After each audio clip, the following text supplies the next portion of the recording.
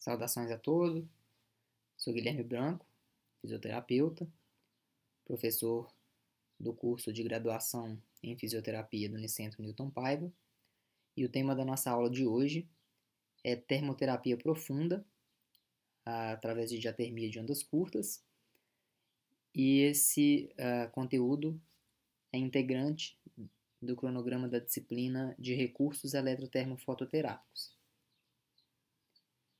Nós estamos dentro do conjunto de terapias denominado termoterapia, com o espectro de energia, em especial ondas curtas, e o recurso de diatermia por ondas curtas.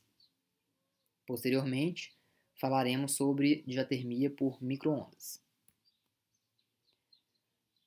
Para contextualizar, é importante a gente lembrar que os agentes térmicos transferem energia para dentro ou para fora do tecido, e essa transferência se dá através de um gradiente de temperatura, ou seja, de diferença de temperatura, usualmente fluindo dos objetos mais quentes para outros menos quentes. E quanto maior for essa diferença, ou esse gradiente de temperatura, mais rapidamente a energia é transferida de um corpo para o outro. Em especial, há uma outra maneira de conversão, de transferência de energia, que é a conversão de energia eletromagnética em energia térmica através das diatermias, que é exatamente o capítulo em que nós nos encontramos. A diatermia, ela significa aquecimento através de. É utilizada, então, uma terapia por ondas de radiofrequência, e o aquecimento por ondas eletromagnéticas de curto comprimento, sem a necessidade de um meio acoplador ao tecido. E aí a gente tem as duas possibilidades de recursos que se utilizam da diatermia, que são o ondas curtas, tema da nossa aula, e o micro-ondas, tema da nossa próxima aula. O ondas curtas e o micro-ondas, eles têm características físicas e efeitos fisiológicos semelhantes. O aquecimento do tecido vivo profundo, através de uma radiação eletromagnética pulsada. Esses dois equipamentos eles têm os mesmos efeitos fisiológicos, e todos os efeitos, na maior parte das vezes, ocorrerão em tecidos mais profundos, sendo a área corporal atingida pelo micro-ondas, diferentemente de ondas curtas, mais focalizada e mais superficial do que o do ondas curtas. A diatermia por ondas curtas é um tipo de radiação eletromagnética que atua numa frequência que pode variar de 27,2, 13,56 ou 40,68 MHz, sendo essa última muito raramente utilizada. Tem, então, a geração de um campo eletromagnético que é produzido por cargas elétricas em movimento. Esse campo eletromagnético, ele produz uma radiação não ionizante de uma frequência de rádio, e na diatermia terapêutica são utilizadas geralmente bandas de onda de radiofrequência de 27,12 MHz com 11 metros de comprimento de onda. Esta onda ela é utilizada para prevenir qualquer tipo de interferência com outras bandas de radiofrequência usadas, por exemplo, em telecomunicações.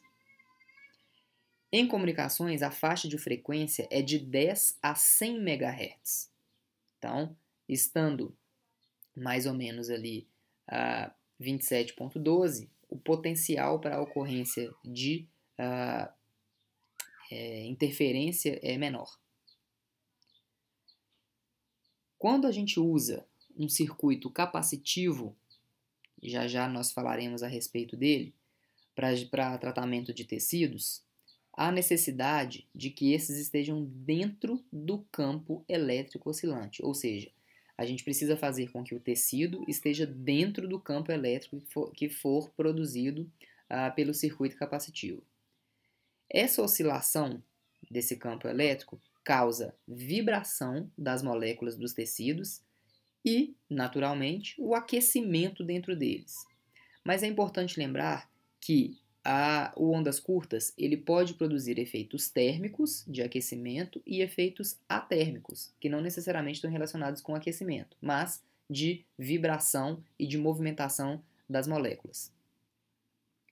O ondas curtas usa então a conversão como mecanismo de troca de energia, ou seja, uma energia eletromagnética sendo transferida em uma energia térmica. Essas fontes conversivas de energia eletromagnética térmica, utilizada pela diatermia, elas emitem ondas mecânicas ou eletromagnéticas que vão provocar a elevação da temperatura nos tecidos biológicos. Então, esses são os formatos de onda, e quando a onda ela passa pelo tecido, ela carrega consigo algumas partículas, que podem ser partículas ionizadas, né, com carga. Então, ela consegue carrear essas partículas, que podem ser proteínas, enzimas, íons. Os fios que conduzem a corrente elétrica, eles produzem então esses campos eletromagnéticos em torno deles e promovem então a movimentação de cargas, levando a um aumento de temperatura quando o efeito é térmico. As ondas curtas elas são produzidas pela transformação de uma corrente de baixa voltagem e baixa frequência em uma corrente alternada, senoidal, de alta voltagem e de alta frequência. Esta alta frequência das ondas produzidas pelas ondas curtas produz uma oscilação ou uma inversão de polaridades muito rápidas. E, pela heterogeneidade dos tecidos, a gente precisa fazer um controle da sintonia dessas ondas, de modo que os tecidos vivos eles possuem 3 tipos de constituição molecular que podem influenciar diferentemente na condutividade das ondas. Por isso, ao passar pelo tecido, é necessário que ajustemos a sintonia dessas ondas para que a maior quantidade de energia possa ser entregue ao tecido. A produção de calor nos tecidos ela ocorre pelo maior movimento de cargas e, naturalmente, em tecidos com condutibilidade elétrica. Isso vai provocar alguns cuidados, especialmente indivíduos que apresentem implantes metálicos ou indivíduos que estejam com sudorese excessiva, pois estas duas situações podem criar uma área de campo com alta densidade e os tecidos adjacentes podem ser expostos a uma grande carga térmica, que pode levar, em alguns casos, à queimadura. Portanto, implantes metálicos e sudorese excessiva devem ser monitoradas com bastante importância antes da aplicação da diatermia por ondas curtas. Alguns aparelhos permitem que a energia eletromagnética produzida pelo aparelho de ondas curtas seja aplicada ao paciente em disparos curtos de energia, ou seja, de forma pulsada. A energia não fica continuamente sendo ofertada aos tecidos, mas é ofertada de maneira pausada, ou seja, em pulsos. As características físicas da corrente de ondas curtas pulsada, da onda de ondas curtas pulsada, são idênticas ao modo contínuo. A única diferença é que o campo é interrompido de tempos a tempos, pré-estabelecidos. O paciente, então, ele recebe uma dose um pouco mais baixa de ondas curtas e os tecidos ficam sujeitos a uma carga térmica mais baixa da mesma maneira. Os principais efeitos físicos promovidos pela diatermia de ondas curtas são redução da rigidez do tecido, aumento do fluxo sanguíneo o que é particularmente interessante para edemas crônicos, e os efeitos atérmicos, que são a alteração da permeabilidade da membrana, promovendo então uma alteração da atividade celular, fagocitose, produção de proteínas e aceleração de resolução do processo inflamatório. Os efeitos terapêuticos são aumento do fluxo sanguíneo, auxílio na resolução da inflamação, aumento da extensibilidade do tecido colagenoso profundo, diminuição da rigidez articular, diminuição de edema, alívio de dores e espasmos musculares mais profundos. As indicações clínicas usualmente feitas para ondas curtas são cicatrização de tecidos moles, pós-operatórios, regeneração de nervos, osteoartrite e dor, além de inúmeras outras condições, mas usualmente encontramos na literatura as indicações clínicas para essas alterações. No ponto de vista do equipamento, é importante diferenciarmos os tipos de eletrodos que podem estar disponíveis para a aplicação da técnica. Nós temos então um conjunto de eletrodos que é denominado de capacitivos. Esses eletrodos são compostos por materiais flexíveis, recobertos de borracha ou de discos metálicos rígidos. São aplicados em contato direto com os tecidos moles do paciente.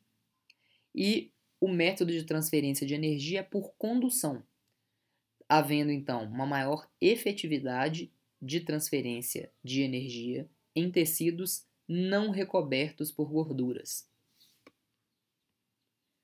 Uma outra possibilidade de eletrodos são os eletrodos indutivos, feitos de materiais mais rígidos, usualmente em forma de tambor.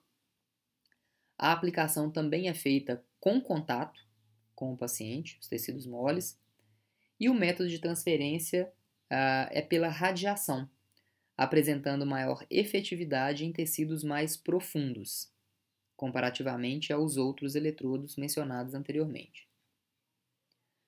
No que diz respeito ao posicionamento desses eletrodos, eles devem ser usualmente do mesmo tamanho e ligeiramente maiores que a parte do corpo que vai ser submetida a tratamento. Devem estar equidistantes entre si, em um ângulo o mais próximo do reto com a pele do paciente, e a distância do eletrodo à pele deve ser de 2 a 4 centímetros. Para isso, utilizamos usualmente toalhas de algodão seca para promover essa distância. Ainda no que diz respeito ao posicionamento dos eletrodos, existem diferentes técnicas de posicionamento dos mesmos. A primeira delas é denominada contraplanar. As placas são colocadas nos lados opostos da região a ser tratada para atingir as estruturas localizadas profundamente, como, por exemplo, articulações. Então, nós temos uma outra possibilidade dessa contraplanar, que ela está em desalinhamento. Ela é similar à contraplanar, porém, as placas não são colocadas em paralelo uma com a outra. Então, nós temos aqui duas possibilidades da técnica do posicionamento dos eletrodos descrito anteriormente, o contraplanar. Na figura, no canto superior esquerdo, nós temos a aplicação contraplanar em paralelo. As duas placas aí em azul estão posicionadas paralelamente à articulação do joelho.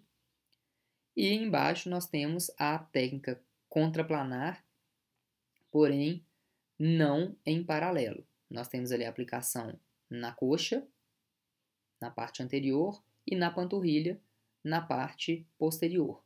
Então, possivelmente para tratamento do joelho, que se encontra no meio da produção do campo eletromagnético aí produzido pelas duas placas. Outra possibilidade de aplicação e posicionamento de eletrodos é o método coplanar. Neste método, as placas elas são colocadas no mesmo lado da região a ser cuidada para tratar estruturas mais superficiais, como, por exemplo, a musculatura paravertebral. Ela atinge tecidos, então, mais superficiais e aqui a gente tem alguns exemplos de aplicação no ombro, no joelho, na lombar, ou melhor, no quadril. Então, as placas são colocadas no mesmo plano. Há ainda uma outra maneira de posicionamento dos eletrodos, que é o posicionamento longitudinal. Neste modo de aplicação, as placas são posicionadas uma de frente para a outra, fazendo com que o campo eletromagnético se feche de forma longitudinal. Por exemplo, uma placa no joelho e outra no pé. E o objetivo dessa técnica é aquecimento de todo o segmento corporal. Então, não apenas de uma articulação, mas, por exemplo, de um segmento todo, perna, ou mesmo membro inferior. Aqui a gente tem as possibilidades de aplicação da técnica longitudinal. Teríamos ali uma aplicação de uma placa ali na panturrilha e outra no pé, ou na coxa e outra no pé. Dependendo, então, da região, o interesse de aquecimento ou dos efeitos terapêuticos a serem alcançados com o posicionamento, localização, né, desse posicionamento aí.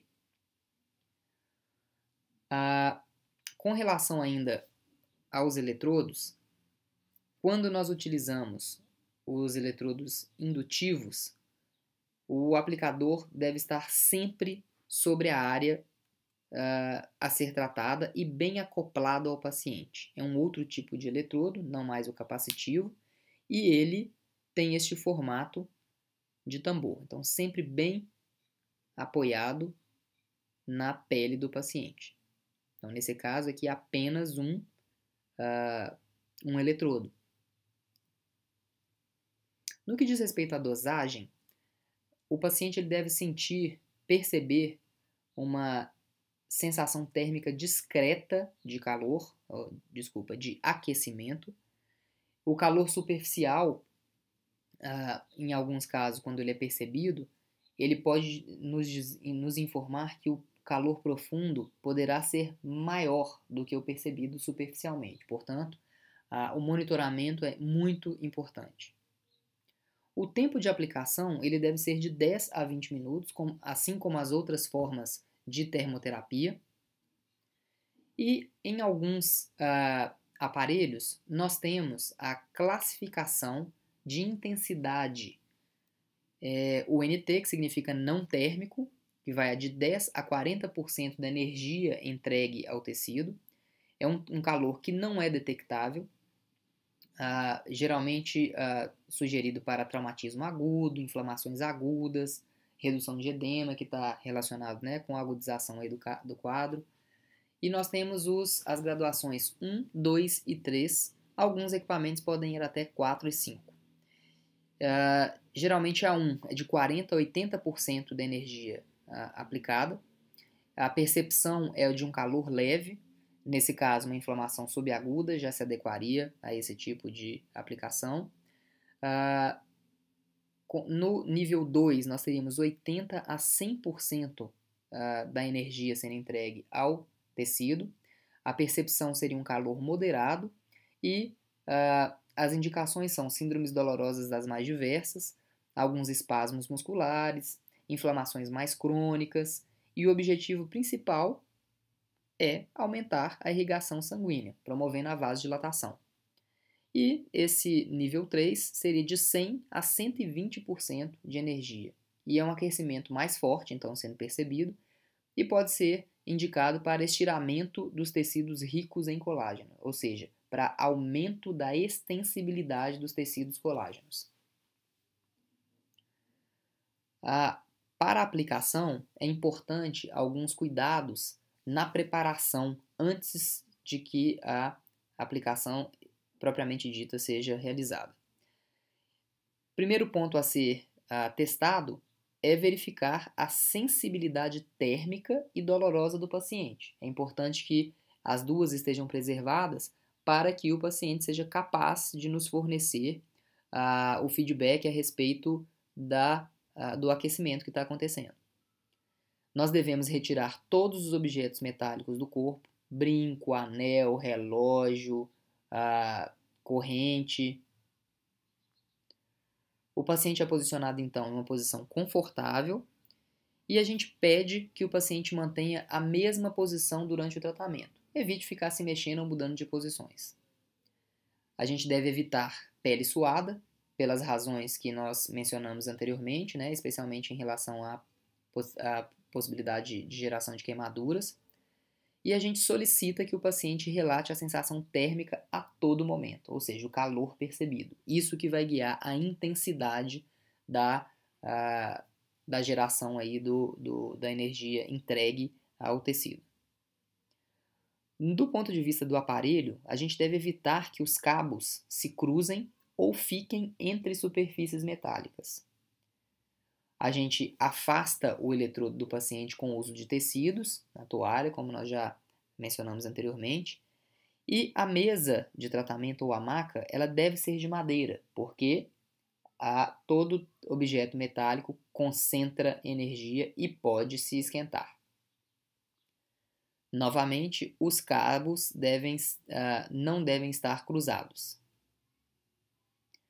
Quanto ao fisioterapeuta, é importante que ele acompanhe o tratamento, mas mantenha uma distância de mais ou menos 1 metro do aparelho.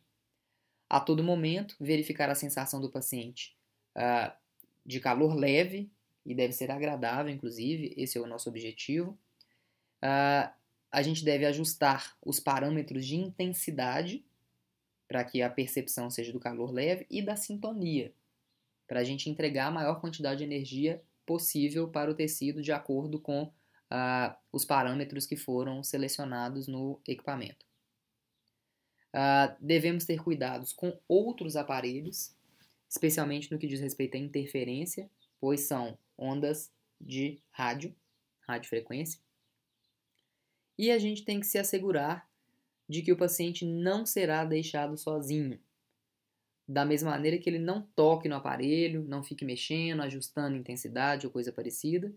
E também que não haja nenhuma outra pessoa muito próxima, pois ela também pode estar sujeita ao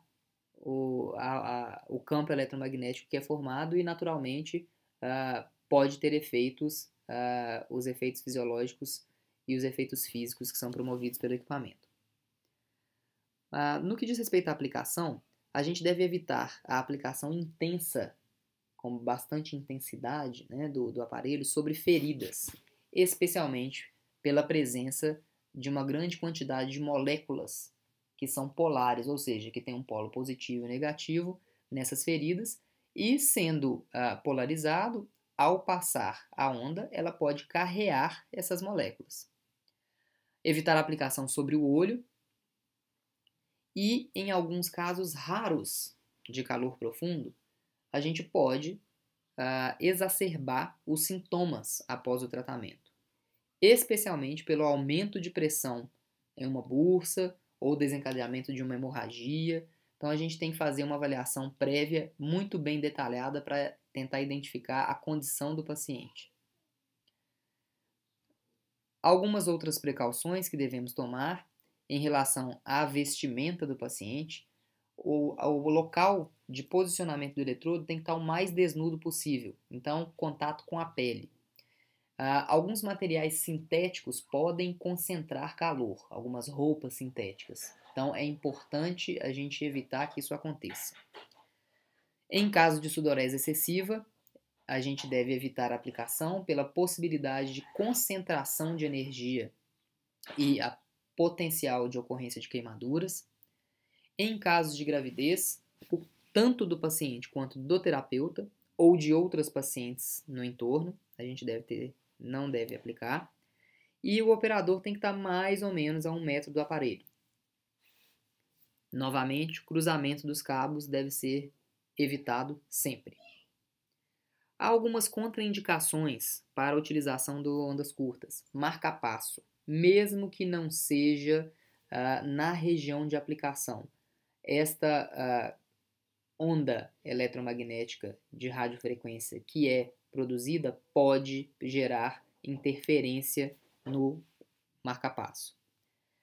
Pacientes que têm implantes metálicos ou metais fixados externamente ao corpo devem também ter não devem receber a aplicação.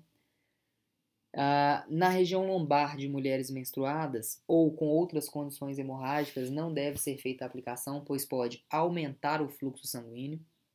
Condições infecciosas, especialmente pelas mesmas razões que nós já discutimos até hoje para a aplicação de outros recursos.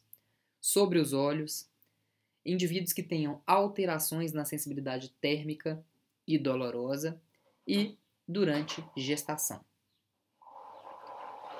Alguns tecidos que se encontrem em isquemia, a gente não deve aplicar, justamente pela alteração vascular presente.